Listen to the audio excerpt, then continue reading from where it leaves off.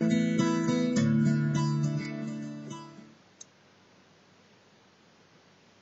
morning, class. Before we get into the formal history assignment for the day, I'd like to bring to your attention an article I saw in the Union Tribune this weekend, which basically said, why can't we all be purple? No, it wasn't a report on Alice Walker, the color of purple. It was an evaluation of the red states and the blue states and why the United States is now so divided. Divided almost to the point where we're uncivil, depending on which side you live in. In reality, we've always been. And I'd like to take you back on an historic adventure to realize that social change, political change, economic change, human change takes a long time. And if we can get that idea, perhaps we can be a little less impatient with each other when we differ on a particular point, and a little more encouraging in the long run to find that, yes, we're all human beings underneath. So with that in mind, let's go back to the Founding Fathers. Now, in the beginning of the United States, I don't want to go back that far, we had two men of very different background and very different perspective, both of whom we count as Founding Fathers. Hamilton and Jefferson. Hamilton, coming from a commercial background, going to the state of New York and founding banking commercial interests there, and of course, eventually becoming the nation's first official banker, Secretary of the Treasury. Jefferson, a landed aristocrat from Virginia, widely read, highly respected, and very humane. Now, at that time, there was very little that the two agreed upon. After all, Hamilton thought we should have had a monarchy. Jefferson thought the real wisdom of the nation resided in the crossroads store. Hamilton was afraid of what he called king mob, meaning ordinary people.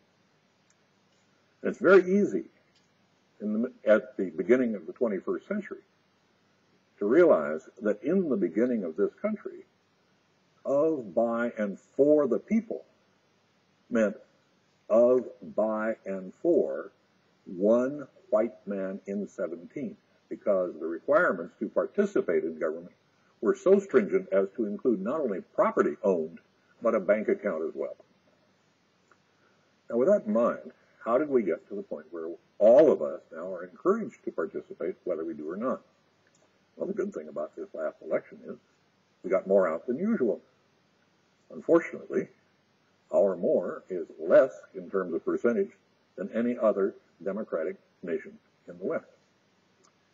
Be that as it may, let's take a look at the interests that divided the country then and how they came through. And before I do that, let me just highlight the voting. It took 50 years to get every white man a vote. Andrew Jackson. It took another 40 years and a civil war to get black men to vote, and then they were systematically denied it in a variety of ways. We won't go into it this time. It took another 60 years to get women the vote, and it took another 40 years to get the 18-year-olds to vote, even though they had been the bulk of our soldiers all the time. So now, we have a nation in which all of the adults, theoretically, can participate. So that means of, by, and for the people now has a different meaning. But does it? Aren't there still attitudes out there that say some are born to rule and many are born to follow? You say no? Well, think about it for a moment. John Quincy Adams and Andrew Jackson represented again the civilized, urbane aristocracy of New England, and Jackson, the rough and ready entrepreneurs on the land of the Southwest. Jackson is the one who brought the mob to the White House, mud on their boots and all. He thought it was fine. Most of those who'd been involved before that thought it was a disgrace. Change is slow. Certainly the events leading up to the Civil War didn't happen one time. But the fact is that the South was still agricultural in its base, while the North was becoming increasingly industrialized. In fact, many would argue that's the reason the North was able to conquer the South. Tremendous industry. You say, what does that have to do with attitudes? A great deal. Because the industries began to concentrate wealth at the top. Far more than just landed aristocracy, we now had concentrated wealth in commerce. And those two became antagonistic. Throughout the last part of the 1800s, we filled in the nation. Now, at that point, all ranges of Americans thought they were doing the right thing. They were, after all, following manifest destiny. We were together somewhat in our idea of conquering the Wild West. Did we accord equality, consideration, democratic principles to the native peoples? No. We're still settling those accounts today. So we've been, as a group, a bit unwilling to accord to our opponents at any stage in our history the same rights we reserve for ourselves. Now that applies when we oppose each other and when we find ourselves opposing other peoples, other cultures, other races and religions. Now, World War I gave us another divide. It produced the regular income tax. We tried a little bit of it at the Civil War, but now it became a permanent fixture. There are two types of taxes. The government will always collect one or the other or both. One is a progressive income tax, meaning that you increase the amount of tax as the income increases.